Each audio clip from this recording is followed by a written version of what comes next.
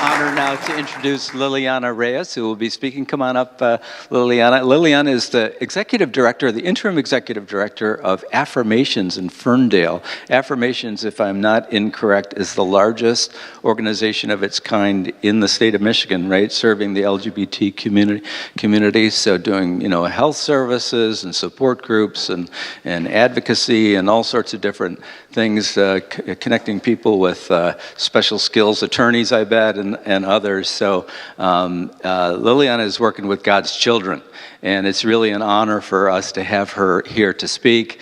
Tim Kowaleski, our board chair, met Lilianna at Consumers Power and said, "Ken, you got to meet this person and get her to come to speak." So yes, and Tim's on vacation naturally today, so I hope Tim feels bad. And I want to give a shout out to our Serendipity Doodah moms, many of whom will watch this session because I let them know that Lilianna is going to be speaking. These are moms all over the country and sometimes outside the borders of the country who come from conservative religious backgrounds, and they're in churches that don't support their support of their LGBTQ kids. And so many of these moms are especially concerned and afraid for their trans children. And so Lilianna is going to be a really important encouragement for the moms. So hi moms, listen up. This is Lilianna Reyes. Give her a welcome.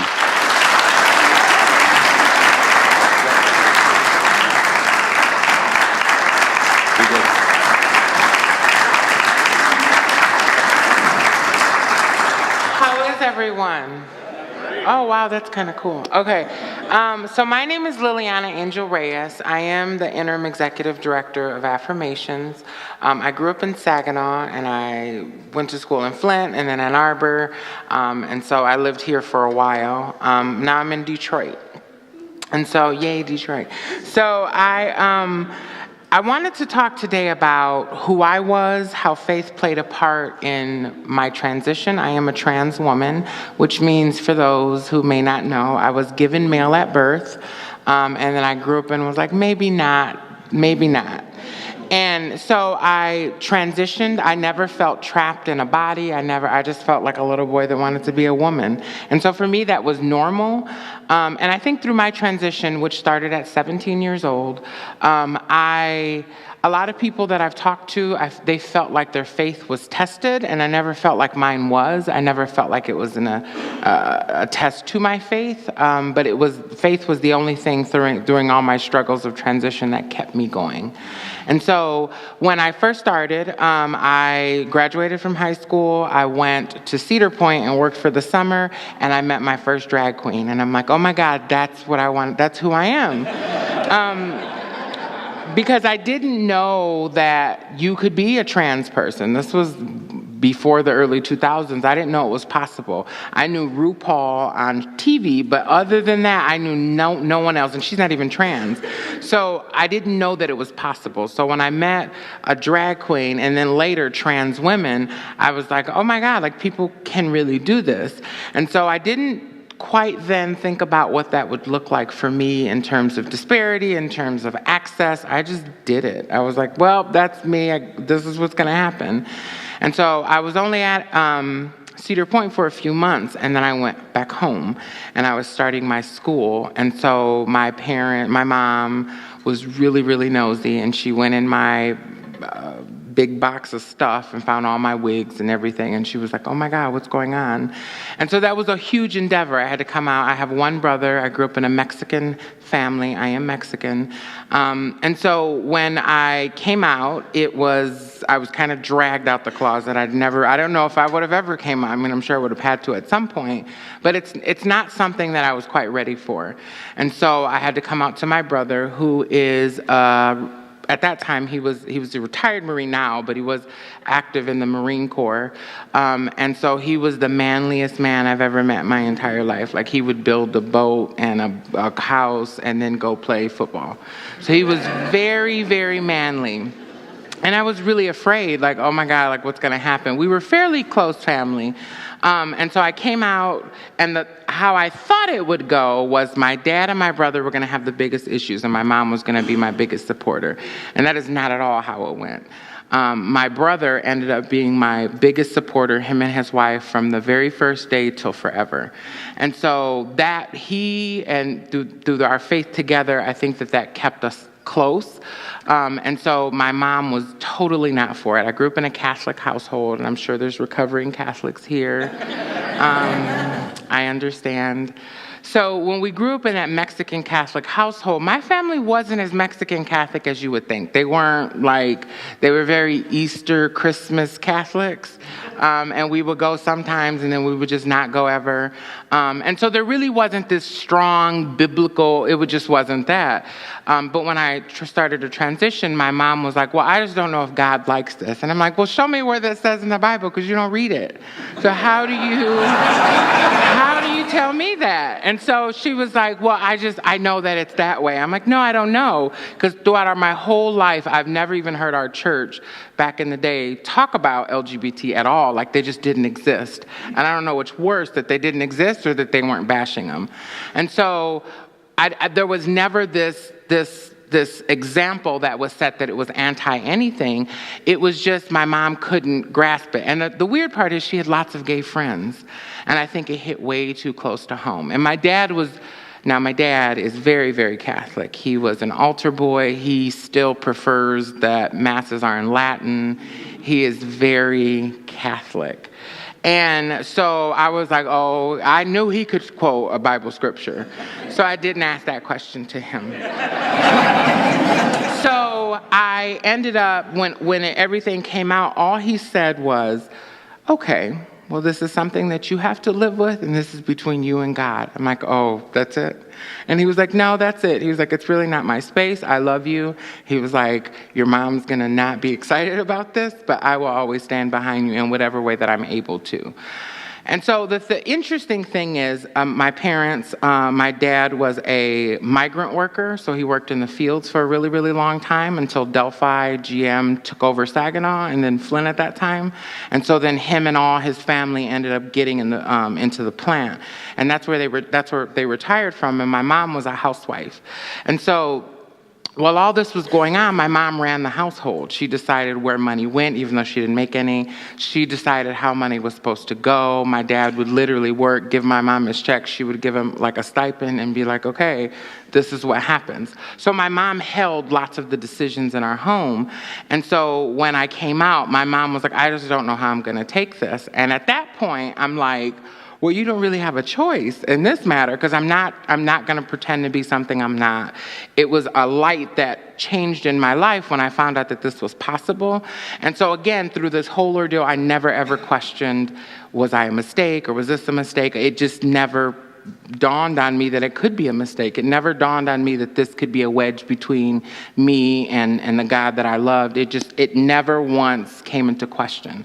It always came into question when I saw other people do it and then say that they were of God. And I'm like, I don't know.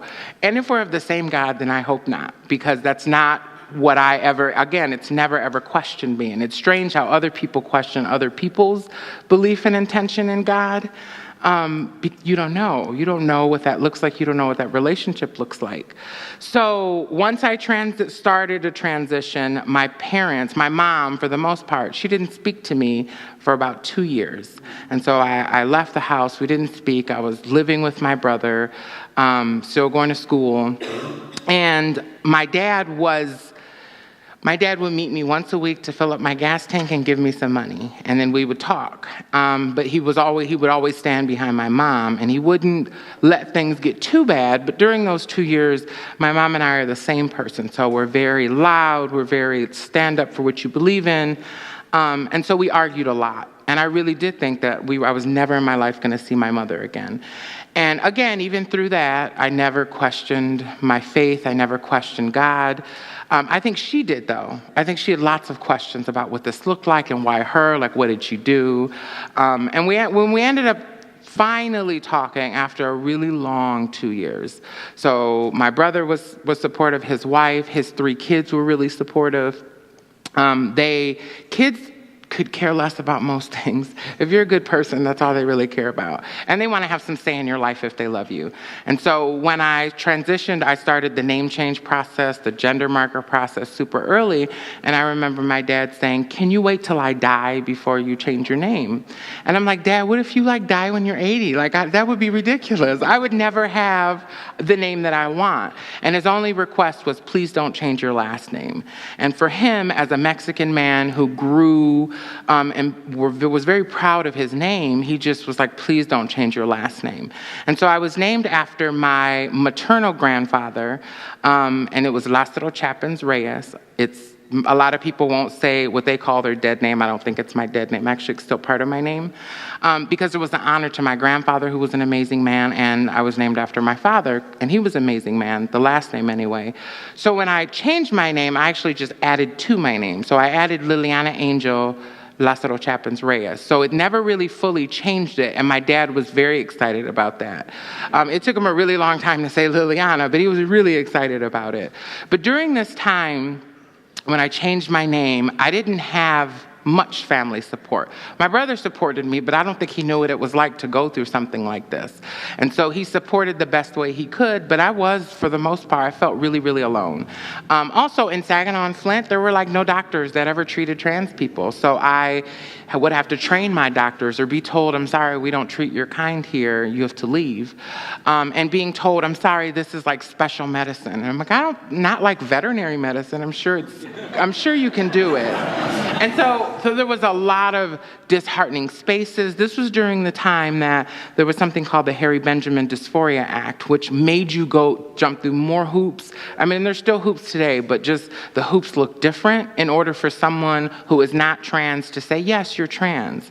And that process means that you have to be diagnosed with a mental health issue, that there's something wrong with you, and then the treatment is to get estrogen or sex change or whatever. And that was always really difficult for me because it was a process that most trans people have to go through to get on hormones, to get name changes, to get lots of things. You have to go through so much. And so for a system, for an institution to tell you that you have mental health issues when you know you're just fine. And probably the only mental health issue I have is my anger with life, because I'm very impatient.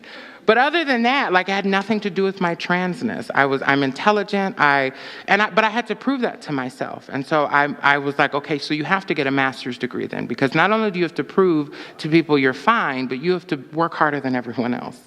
You had to work so much harder than everyone else, because when I was coming up, even through my transition through my family, I was the first trans person in my family. I was one of the first people in my graduating class. I transitioned at campus. And I went to U of M Flint for my undergrad and U of M Ann Arbor for my master's. And so U of M Flint was a tiny campus. And so everyone knew everyone. And so the transition, literally, I came in as a boy for a couple of days, and then all of a sudden I was a girl. And so I am a big person. I don't blend in well, which is fine. I'm okay with that. But I don't blend in well, so I don't camo. And so people noticed me, and that was really scary because I'm like, okay, no one else. I can't go to anyone. Not one person could I go and say, tell me about what this looks like. How did you navigate this? I didn't know that my whole life would then be like that, even in my career.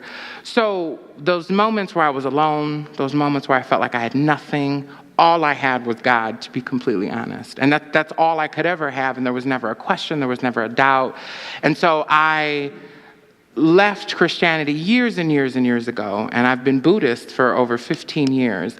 But my Buddhism accepts anyone who loves anyone, and you could pray to whoever you want to, or nobody at all. It doesn't really matter. And so through my faith, it's never changed. It's never weakened.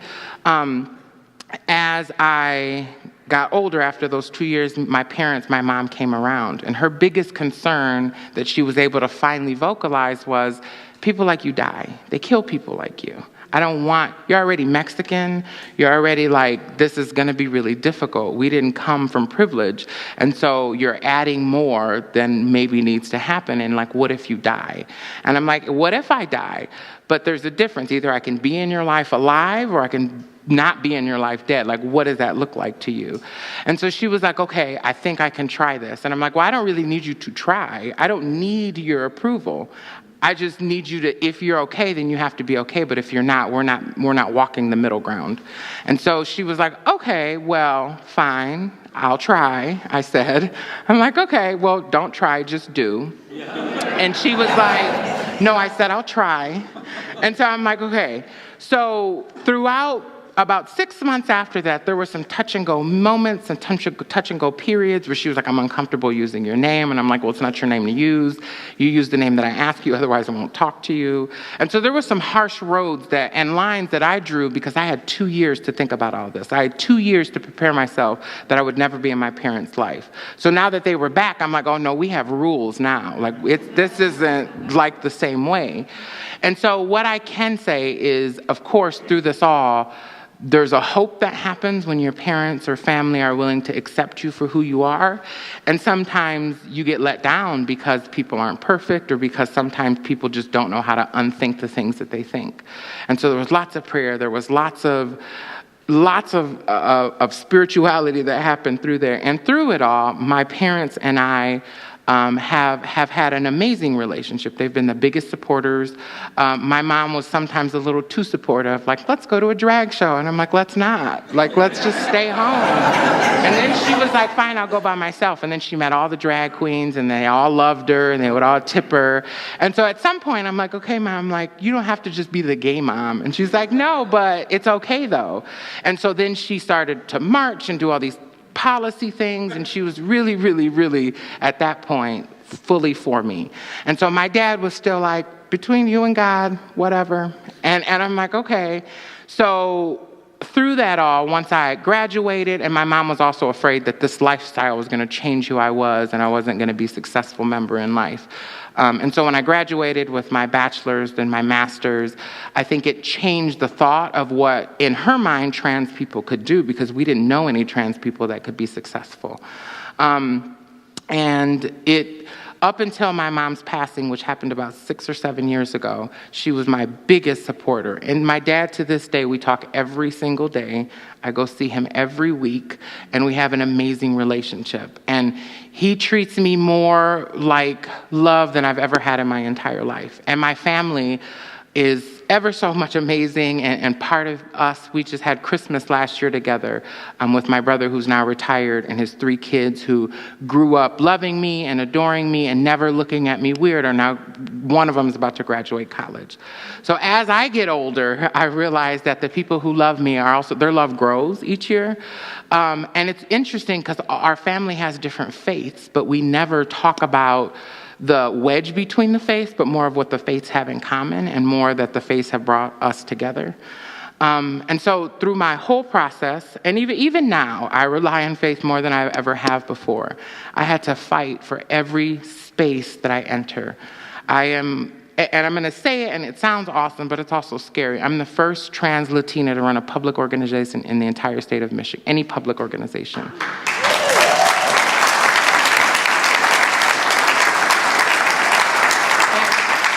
For that. And that sounds great, but that's really scary because there's no one else I can look to. That means if I make a mistake, then that's what it's going to be. And that's how people are going to view it. And that's not a fair way to live, but that's a way to live.